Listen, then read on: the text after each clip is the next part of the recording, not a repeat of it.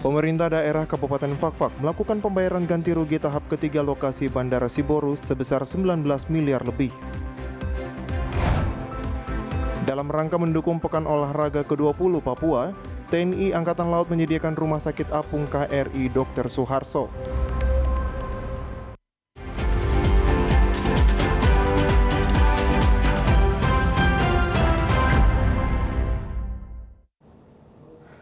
Salam jumpa pemirsa, senang sekali saya Jeffrey Arizona dapat kembali menjumpai Anda dalam program Berita Papua Barat hari ini. Sejumlah informasi di Papua Barat akan kami hadirkan untuk Anda. Inilah berita selengkapnya. Pemirsa, pemerintah daerah Kabupaten Fakfak melakukan pembayaran ganti rugi tahap ketiga lokasi Bandara Siborus sebesar 19 miliar lebih kepada pemilik hak Ulayat Marga Hombore. Bupati Fakfak berharap tidak ada lagi kendala bermunculan pada pelaksanaan strategis nasional.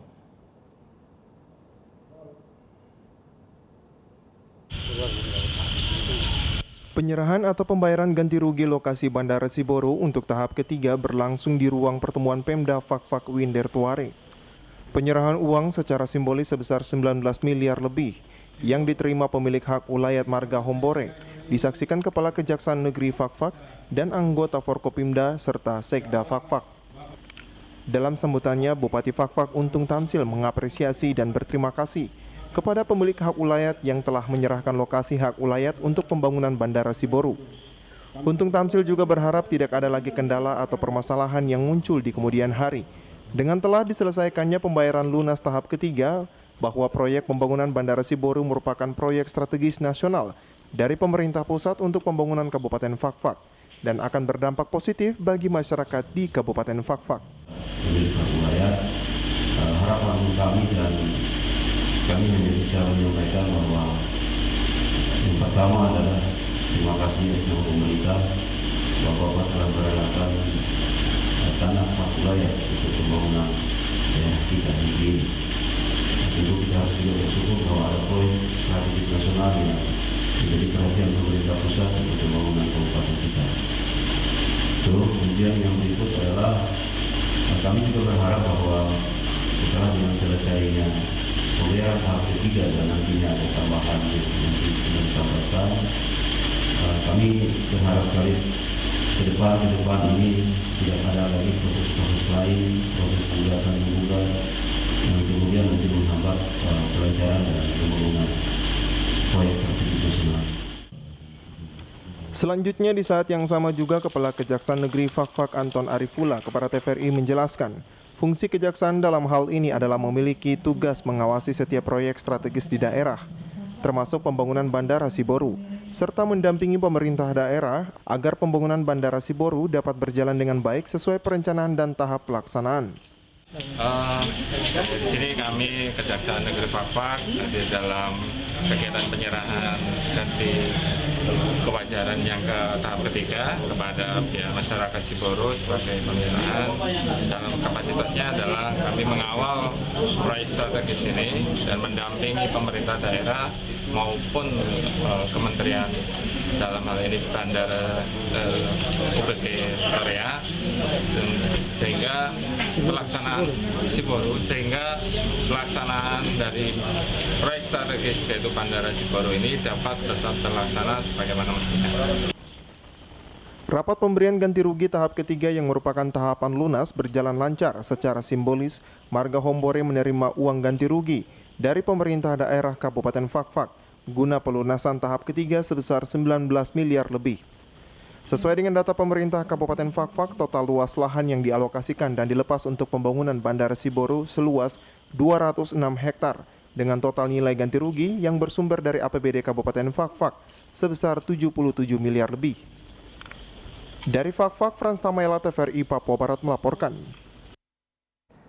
Pemirsa, untuk memantau perkembangan pelebaran Bandar Udara Rendani Manokwari dan juga Bandar Udara Siborus Fakfak, Menteri Perhubungan dan Menteri Investasi melaksanakan kunjungan kerja ke Provinsi Papua Barat.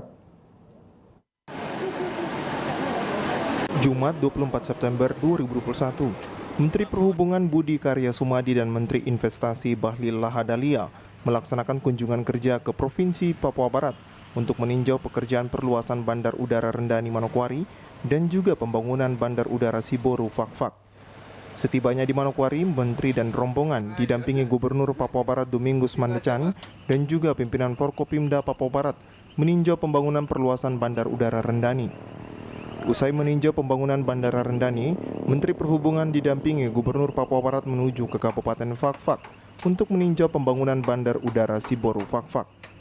Gubernur Papua Barat Domingus Mandecan saat diwawancara mengatakan, kunjungan kerja Menteri Perhubungan bersama rombongan untuk meninjau Bandar Udara Rendani yang rencananya akan diperpanjang 300 meter dan proses pekerjaan yang saat ini sedang dilaksanakan yaitu pembangunan box cover dengan pelaksanaan pembangunan yang bertahap.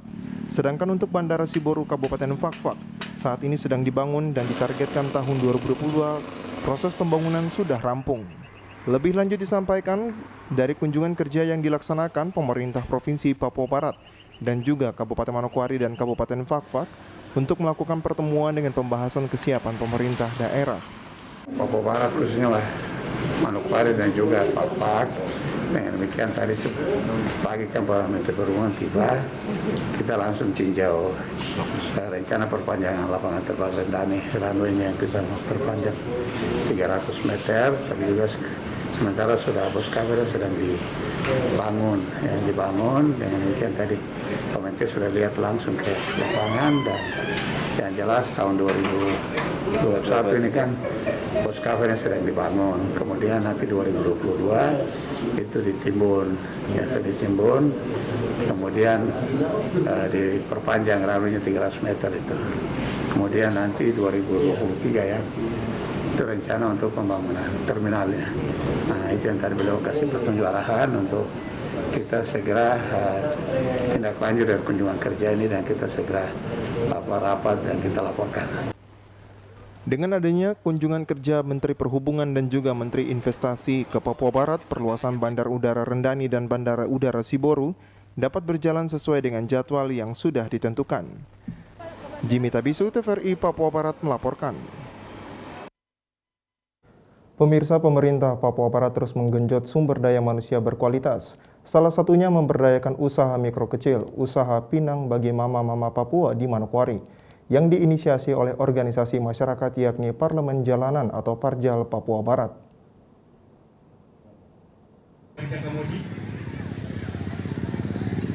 Kepala Biro Perekonomian Setda Papua Barat Jeffrey Auparai didampingi anggota MRP Papua Barat memberikan buku rekening Bank BNI dan modal usaha 500.000 bagi mama-mama Papua, khususnya para penjual pinang.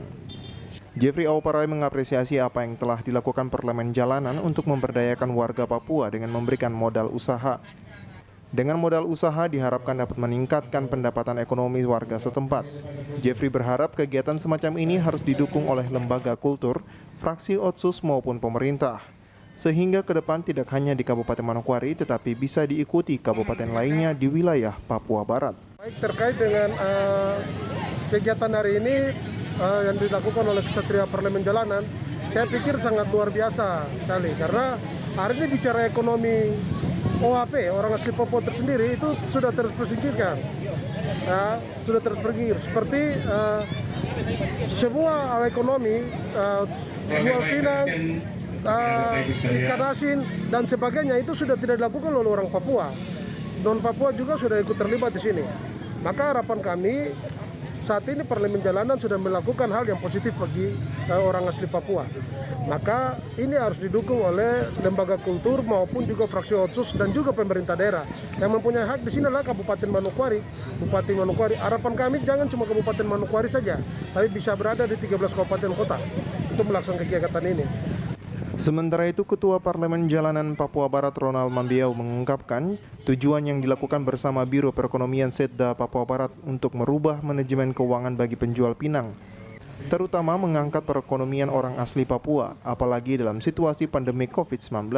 Jelas program ini adalah program dari organisasi Kesatria Parlemen Jalanan tingkat pusat, di mana ingin mengangkat dan memberikan perimbangan ekonomi bagi rumah tangga orang asli Papua. Dengan demikian, maka organisasi telah membuka rekening bagi ibu-ibu mereka dan juga memberikan biaya. Ya. Nah, tidak sebatas memberikan, tetapi organisasi juga telah mengawal. Ya, tiap hari mengecek berapa pendapatan Nah, kemudian dari hasil pendapatannya ada 1% yang disetor melalui organisasi kepada pihak bank. Nah, buku rekening mereka kita simpan. Nah, sehingga ada keperluan yang mendesak sekali, baru kita bisa memberikan rekomendasi untuk mereka ambil. Tim Liputan TVRI Papua Barat melaporkan. Gubernur Papua Barat membuka musyawarah wilayah ketiga kerukunan keluarga Sulawesi Tenggara di Manokwari.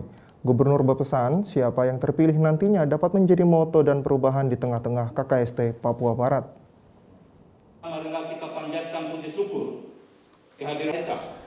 Dengan mengusung tema membangun kebersamaan dan sinergitas KKST Papua Barat dalam membangun daerah, musyawarah wilayah ketiga kerukunan keluarga Sulawesi Tenggara di Manokwari secara resmi dibuka oleh Gubernur Papua Barat Domingus Mandacan pada Jumat 24 September 2021.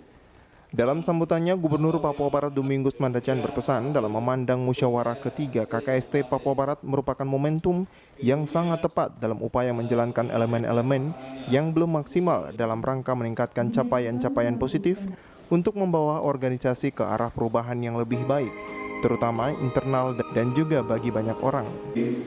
Dalam sebuah organisasi, dalam hal ini KKST Papua Barat, oleh karenanya kami memandang musyawarah wilayah ketiga KKST Papua Barat ini merupakan momentum yang sangat tepat dalam upaya menggiatkan elemen-elemen yang belum maksimal, mempertahankan atau bahkan meningkatkan capaian-capaian positif untuk membawa organisasi ini ke arah perubahan yang lebih baik dan memberikan manfaat bagi internal tapi juga bagi banyak orang.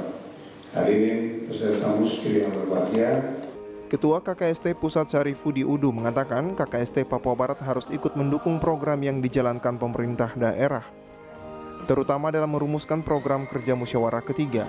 KKST harus jeli melihat apa yang menjadi program strategis saat ini. Pemerintah daerah setempat, jadi apa yang kita lakukan itu tentunya adalah program-program atau mendukung program yang dicanangkan oleh pemerintah daerah setempat. Oleh karena itu, kalau nanti merumuskan program kerja, lihat apa yang menjadi program strategis pemerintah daerah, kita mau kira-kira di mananya bisa ikut ambil bagian. Nah, itu yang benar. Ya. Bapak Ibu sekalian, ya tadi kalau Pak Ketua menyinggung juga bahwa kita sudah dapat banyak fasilitas atau bantuan dari Pak Gubernur, ya Bapak Ibu saya ingin katakan begini, ya khusus saudara-saudara saya dari pengurus kabupaten kota maupun di provinsi, bahwa bantuan dari pemerintah provinsi itu tidak salah. Yang salah itu kalau Pak Gubernur nanti memberikan hibah tiap tahun, itu tidak boleh. Ya. Jadi tidak boleh berturut-turut. Ya, saya juga tetapkan mengatakan normatifnya Pak. Jadi bukan karena saya ketua umum KKST, Pak Gub kalau boleh tiap tahun dia bantu. Ya. Jadi tidak bisa juga, tidak bisa berturut-turut. Mesti harus ada antaranya. Ya. Tapi apakah ini tidak salah kalau membantu organisasi masyarakat tadi? Tidak salah Pak. Saya kasih contoh. Ya. Dan aturan. Sementara itu, Ketua KKST Papua Barat Halik mengatakan musyawarah wilayah 3 akan melaksanakan 3 agenda besar. Di dalamnya yaitu pengurusan kebijakan strategis organisasi di dalam periodisasi kepengurusan berikutnya. Kemudian memilih Ketua KKST Provinsi Papua Barat yang baru sehingga pelaksanaan program organisasi yang telah ditetapkan. Kemudian berikutnya menetapkan keputusan-keputusan lain dalam pelaksanaan musyawarah ketiga KKST. Personal organisasi di mana Muswil 3 KKST Papua Barat ini akan melaksanakan 3 agenda besar di dalamnya, yaitu pertama, perumusan kebijakan strategis, strategi organisasi di wilayah dalam periodisasi kepengurusan berikutnya. Kemudian yang kedua, memilih Ketua KKST Provinsi Papua Barat yang baru sebagai pelaksana program organisasi yang telah ditetapkan dalam Muswil sekarang ini. Yang ketiga, menetapkan keputusan-keputusan lain dalam pelaksanaan Muswil ketiga. Natalindo Kerwai, TVRI Papua Barat melaporkan.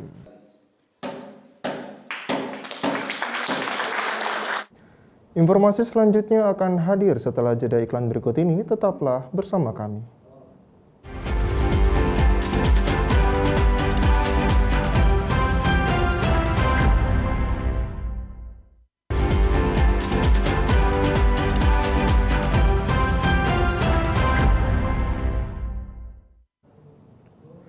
Terima kasih Anda masih bersama kami. Pemirsa, Provinsi Papua Barat memiliki potensi kakao khususnya yang berada di Kabupaten Manokwari Selatan.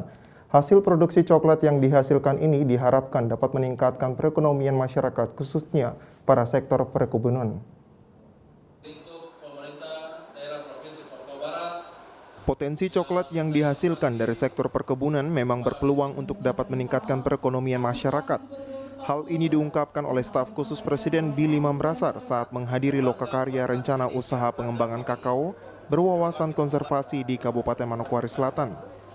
Dirinya mengatakan jika pengembangan bisnis plan komoditas kakao di Papua Barat merupakan sebuah tantangan dan peluang untuk dikembangkan dalam rangka meningkatkan kesejahteraan rakyat, terutama bagi para petani milenial. Banyak contoh di mana anak-anak asli Papua yang turun ke kebun berhasil, tapi mereka dari demografi tersebut. Oleh sebab itu untuk mendukung pemenuhan permintaan suplai dari pasar yang besar untuk memaksimalkan kalau tidak salah 800 hektar ya. 800 hektar kebun yang baru, mari kita dorong anak-anak muda, baik anak-anak muda Ransiki, Manokwari Selatan maupun Manokwari dan Papua Barat secara keseluruhan untuk menjadi pekerja. Ada 1, 2, 3, 4 strategi yang sudah saya outline, tapi karena terbatas waktu karena saya harus terbang kembali ke Jakarta, tapi saya sudah sampaikan ke Balikbangda, dan juga puji Tuhan kita didukung penuh oleh Kepala Dinas Provinsi Papua Barat, Prof. Mataba, untuk giat petani milenial yang didukung penuh oleh Presiden. Presiden memberikan arahan absolut kepada Kementerian Lembaga pada tanggal 22 Juli untuk mendukung penuh program petani milenial, khususnya Papua dan Papua Barat, supaya anak-anak asli Papua ini bisa menjadi pekerja, bisa menjadi apa ya? Entrepreneur, saya tidak bilang bekerja, entrepreneur dalam sektor pertanian dan perkebunan. Seperti itu, dan Provinsi Papua Barat selalu menjadi pionir dalam banyak hal ya, termasuk petani milenial ini sudah sukses besar di Provinsi Papua Barat, dan tapi sudah hampir 1000-an yang ada masuk dalam program tersebut. Sementara itu, Gubernur Papua Barat melalui Asisten 2 Bidang Perekonomian dan Pembangunan Papua Barat Melkias Werinusa mengatakan, program prioritas pemerintah Provinsi Papua Barat saat ini pembangunan yang berorientasi pada keberlangsungan dan kepentingan generasi mendatang, terutama potensi lokal seperti produk kakao yang telah dikenal selama ini. Hal ini mengingat komoditas kakao dari Manokwari Selatan merupakan salah satu varietas kakao unggulan di Indonesia yang memiliki citra rasa yang tidak dimiliki oleh kakao di daerah lain. Diharapkan melalui kegiatan, saya ulangi, diharapkan melalui kegiatan lokakarya perencanaan usaha pengembangan kakao berwawasan konservasi ini ada komitmen, masukan, dan saran dari semua pemangku kepentingan guna pembangunan kakao di Kabupaten Manokwari Selatan. Hadirin yang saya hormati, demikian beberapa hal yang dapat saya sampaikan pada kesempatan ini. Saya atas nama pemerintah daerah Provinsi Papua Barat menyampaikan terima kasih dan penghargaan yang tinggi kepada pihak unit perubahan iklim pemerintah Kerajaan Inggris, UKCCU, Kementerian Desa dan Daerah Tertinggal, Program Pertumbuhan Ekonomi Hijau, Pusat Penelitian Kopi dan Kakao Indonesia, Pemerintah Kabupaten Manokwari Selatan, Forum Mitra Pembangunan, Satuan Tugas Pengembangan Komoditas Kakao, Pemerintah Daerah Provinsi Papua Barat, dan semua pihak yang telah mendukung, membantu, dan terlibat dalam persiapan dan pelaksanaan lokakarya ini. Seusai kegiatan tersebut, tak lupa Billy pun mencicipi salah satu produk coklat Mansell itu. Dan menurutnya coklat yang dihasilkan tersebut memiliki kualitas yang tak kalah enaknya dengan produk coklat lainnya. Seperti diketahui, coklat Ransiki mempunyai rasa yang tak hanya unik, tetapi juga enak dan gurih. Putra Arianto, TVRI Papua Barat melaporkan. Coklat sekali. Kita ke kabar lain, pemirsa. Gubernur Papua Barat Sabtu pagi tadi melantik pengurus Ikatan Keluarga Flobamora Papua Barat yang diketuai oleh Clinton Talo. Pelantikan pengurus IKF Ikatan Muda Flobamora dan Persatuan Perempuan Flobamora Papua Barat merupakan puncak dari kegiatan musyawarah yang berlangsung di Aimas beberapa waktu lalu. Melalui tema Jadilah Pribumi yang Berhikmat di Tanah Rantau, kiranya tema ini dapat diaplikasikan dalam kehidupan masyarakat Flores di Papua Barat. Ketua IKF Papua Barat Clinton Talo dalam sambutannya mengucapkan terima kasih kepada Pemprov Papua Barat serta Pemda Manokwari yang beberapa waktu lalu memberikan sumbangan kepada warga NTT yang terkena bencana alam. Selain itu, sebagai ketua IKF di kepemimpinannya yang kedua ini akan melakukan pembenahan ikatan keluarga Pulau Bamora di Papua Barat lebih baik lagi, serta mengajak keluarga Pulau Bamora, Papua Barat untuk bersatu mendukung program pembangunan di Papua Barat. Pasti banyak kekurangan saya bersama anggota-anggota pengurus, tetapi kami juga adalah kelebihan kami sedikit juga. Sehingga pada periode kedua ini saya terpilih kembali lagi. Memang ada liku-liku, tetapi itulah sebuah organisasi. Ketika kalau tidak ada batu kelikit tidak mungkin itu organisasi. Dan kalau memang kita siap jadi sebuah orang pimpinan, pasti kita juga siap untuk segala-galanya. Sebagai orang pimpinan, ada di pundak ini yang kita tanggung jawab. Jadi keluarga besar Fulmora yang saya hormati, mari kita bersatu hati, kita membesarkan Fulmora ke depannya. Tinggalkan ego sektoral kita, tinggalkanlah adat istiadat kita di Nusa Tenggara Timur. Mari kita sama-sama, kita bersama-sama kita bergandengan tangan untuk kita memajukan Fulmora yang besar ini ke depannya. Karena kalau bukan kita, siapa lagi kalau bukan Fulmora? Ya, jadi mari sama kita semua, keluarga besar Fulmora yang saya hormati, mari kita bersatu hati untuk kita membantu pemerintah dalam hal ini Bapak Dr. Domingos Mandacan sebagai Gubernur dan juga Bapak Bupati Manokwari, Bapak Hermosindo. Gubernur Papua Barat Domingos Mandacan yang hadir sekaligus melantik pengurus IKF menyampaikan warga NTT bukan baru hadir di Papua, namun telah ada sejak dulu, yang dibuktikan dengan penggunaan kain timur sebagai mas kawin suku Arfak. Ada di mana-mana tapi tidak kemana-mana. Mendukung pemerintah, ya. Mendukung pemerintah dalam semua program kebijakan yang ada, ya, sehingga kita harapkan ya visi misi pemerintah Provinsi Papua Barat, tapi juga kabupaten kota di Papua Barat di ya Pulau Bamora memberikan dukungan dan selama ini sudah ya memberikan dukungan.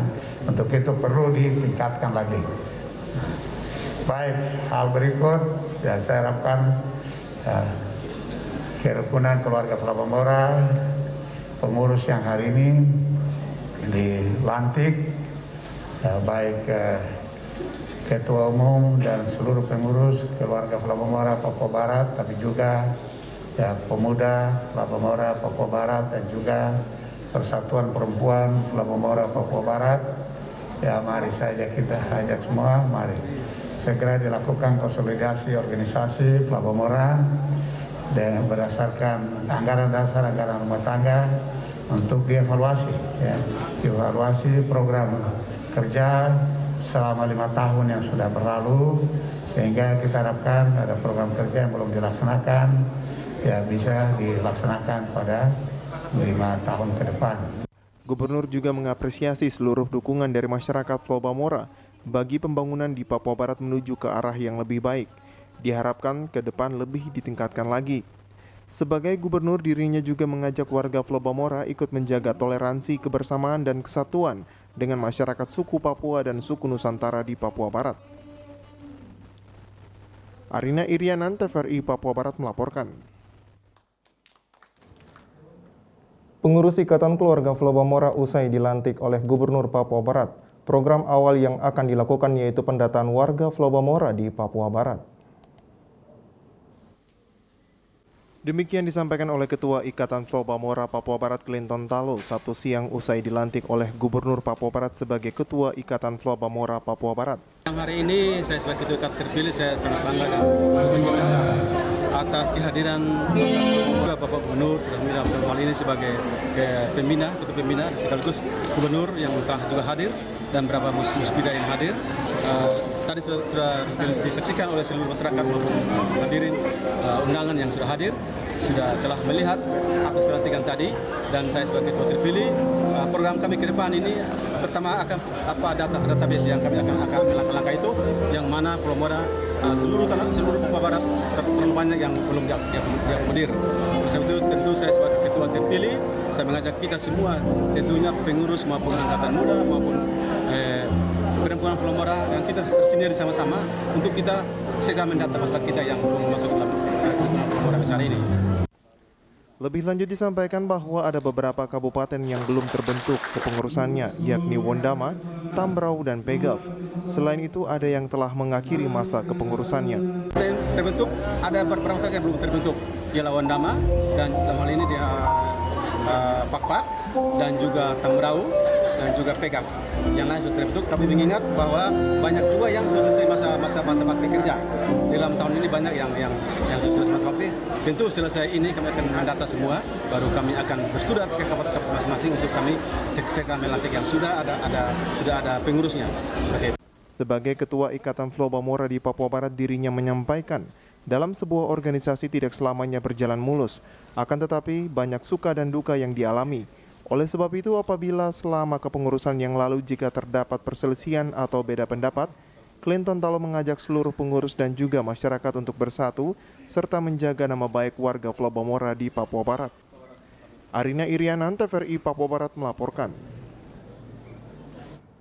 Dalam rangka mendukung Pekan Olahraga ke-20 PON Papua, TNI Angkatan Laut menyediakan Rumah Sakit Apung KRI Dr. Suharto 990 untuk melayani pelayanan kesehatan dan juga vaksinasi COVID-19 selama PON berlangsung di Papua pada tanggal 2 sampai 15 Oktober 2021. Selama 2 hari bersandar di Pelabuhan Sorong, Papua Barat, KRI Suharto sebelumnya melakukan bakti sosial berupa pelayanan kesehatan dan serbuan vaksinasi maritim, serta pengisian oksigen secara gratis untuk sejumlah rumah sakit yang ada di Sorong. Keberadaan kapal KRI Suharto di Papua Barat ini akan kembali bertolak menuju Provinsi Papua untuk mendukung pelaksanaan Pekan Olahraga Nasional ke-20. Dukungan KRI Suharto dalam mensukseskan PON 20 sesuai perintah Kepala Staf Angkatan Laut Laksamana Yudo Margono. Untuk fasilitas yang dimiliki kapal rumah sakit ini terdapat 3 kamar operasi dengan 2 dokter bedah yang mampu merawat 20 pasien. Fasilitas lainnya yakni X-ray, USG, hingga laboratorium. Selain dalam kapal, ruang rawat inap dapat menampung sebanyak 200 pasien.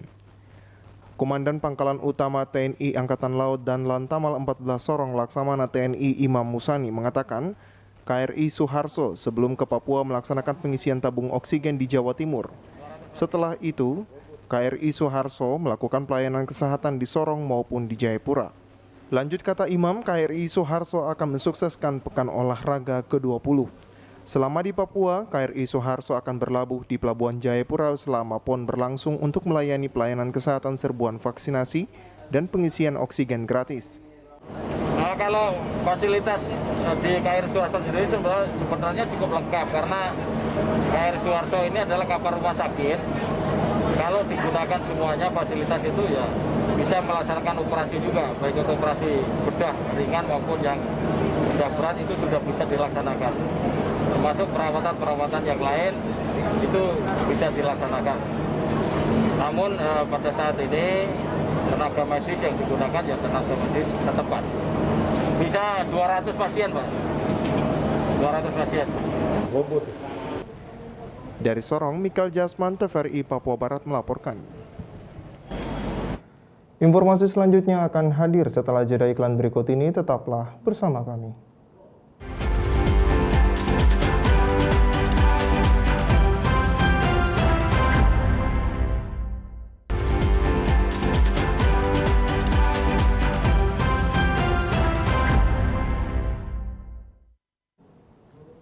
Terima kasih Anda masih bersama kami. Pemirsa, kita ke berita dari Kabupaten Pegunungan Arfak.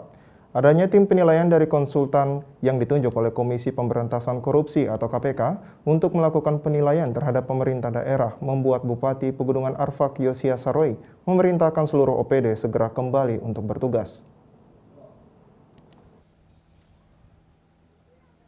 Tidak adanya pelayanan perkantoran bagi sejumlah organisasi perangkat daerah di Kabupaten Pegunungan Arfak membuat Bupati Yosia Saroy memerintahkan seluruh OPD harus kembali membuka dan aktif kembali bertugas di Anggi.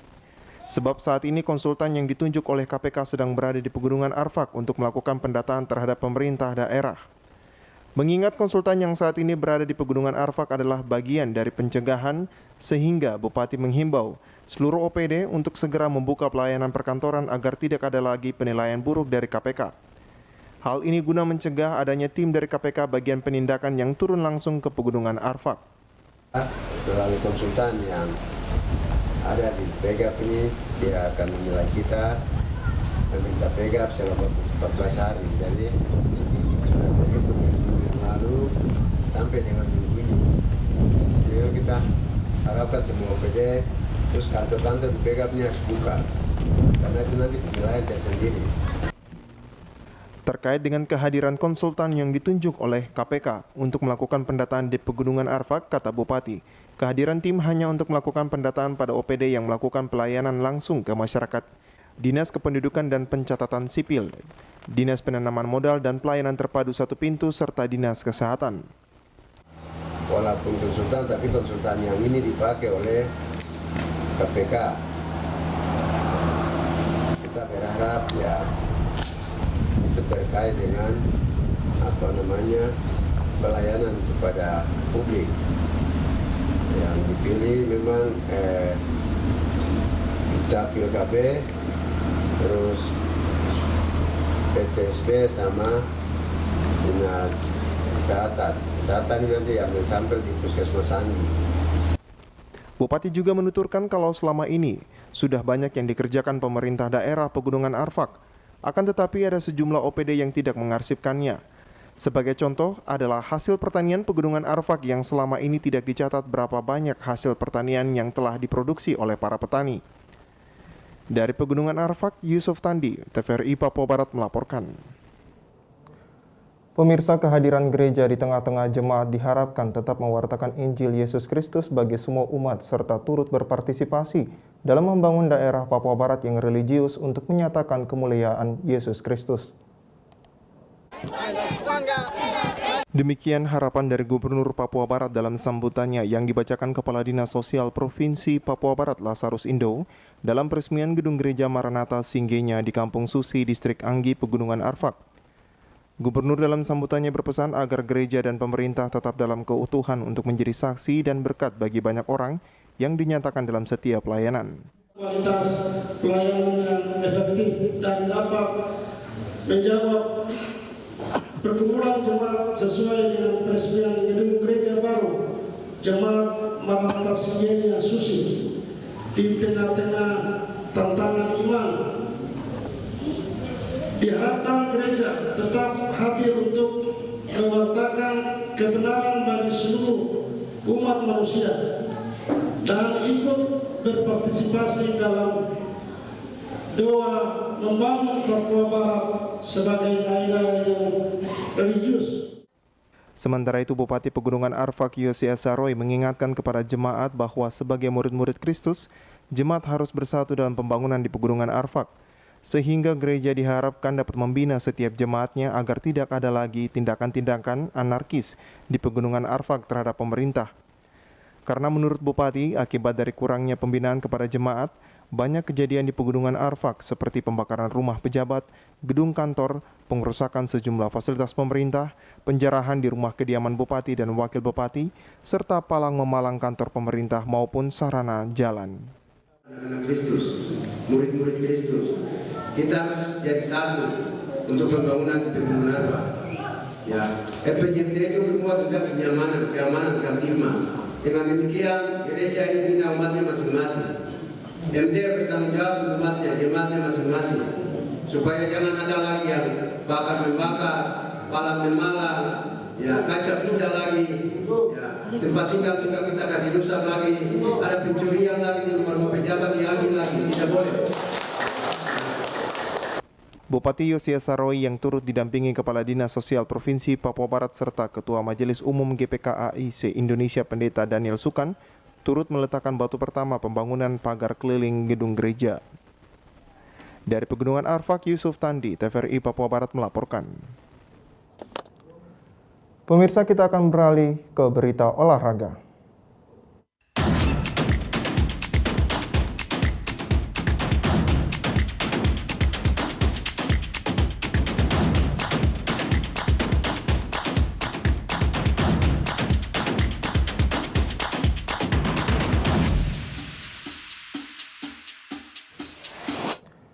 Dengan meraih 3 emas dan 2 perunggu pada ajang Prapon, tim terjun payung Papua Barat optimis meraih juara umum pada PON 20 Papua.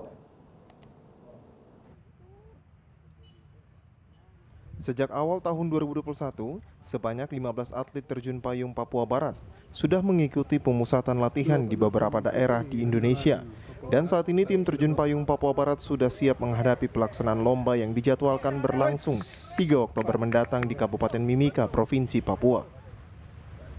Ketua Federasi Aerosport Indonesia atau FASI Papua Barat, Muhammad Lakotani yang juga sebagai Wakil Gubernur Provinsi Papua Barat mengatakan sangat optimis jika di event nasional ini perwakilan Papua Barat akan memberikan hasil yang maksimal.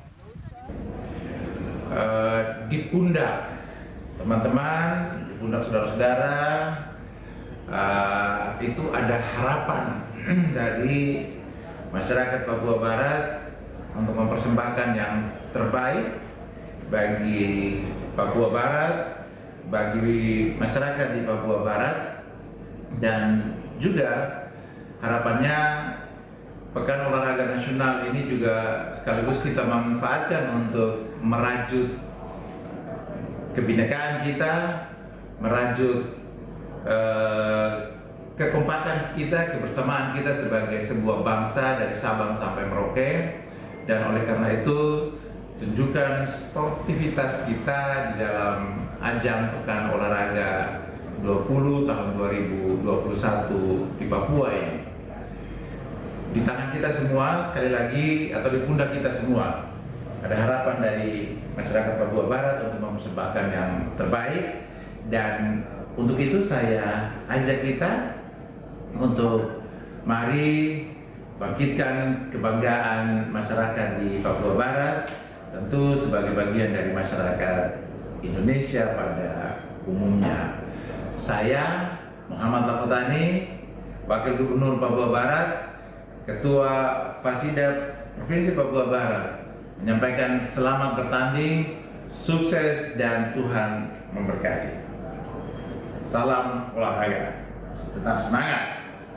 Seperti yang diketahui, sebanyak 15 atlet terdiri dari formasi kerjasama di udara atau formation skydive, diperkuat 5 atlet.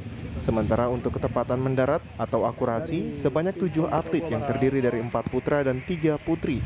Dan kerjasama payung atau kanopi formasi dengan menurunkan 3 atlet.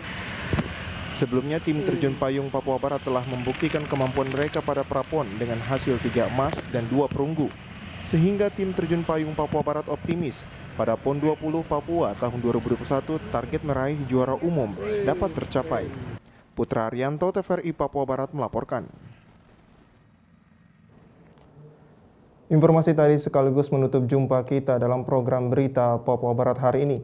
Kami tetap mengajak Anda untuk kami tetap mengajak Anda untuk mencegah penyebaran COVID-19 dengan cara memakai masker, mencuci tangan pakai sabun dengan air yang mengalir, menjaga jarak, menjauhi kerumunan, serta membatasi mobilitas dan bersedia untuk divaksin sesuai kebijakan pemerintah. Indonesia pulih karena aku, Indonesia pulih karena kamu, Indonesia pulih karena kita, mewakili kerabat kerja yang bertugas. Saya Jeffrey Harisana mengucapkan terima kasih dan sampai jumpa.